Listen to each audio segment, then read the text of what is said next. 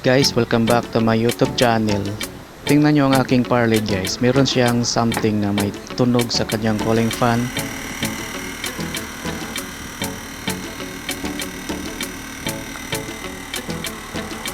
Tingnan nyo guys, parang nag-vibrate.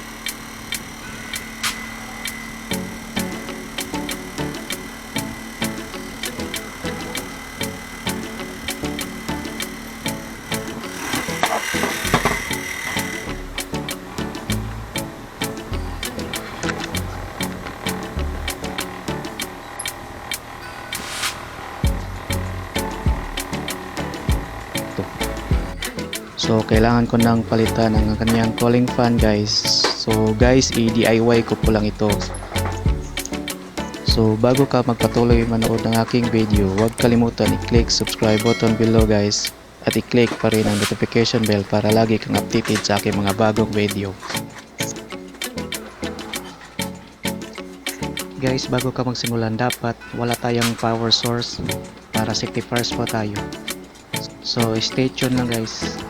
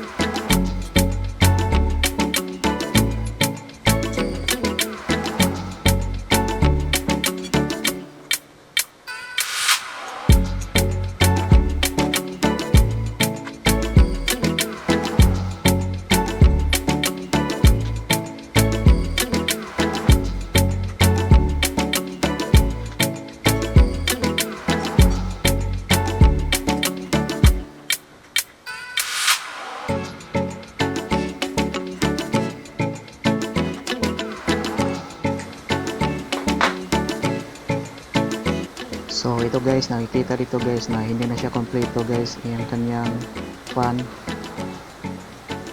Kaya pala nag-vibrate siya pag naka-on. Ito guys, kulang na siya. Hindi na kompleto. So palitan ko ng bago. In-order ko po ito galing ng Shopee. 24 volts.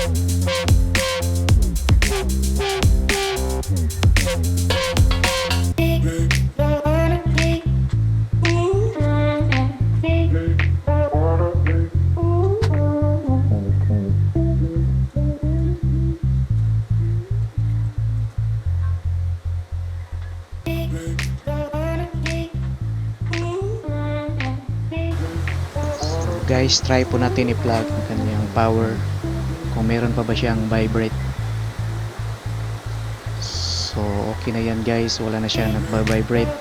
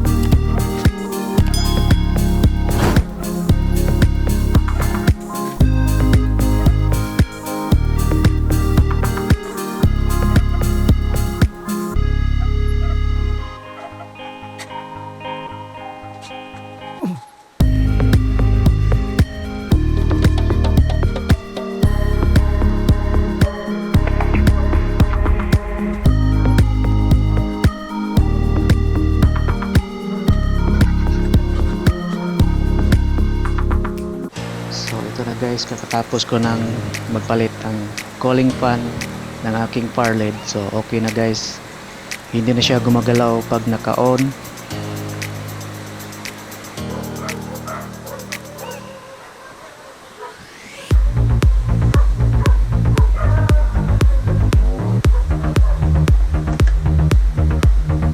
So wala na siya, ito ang problema.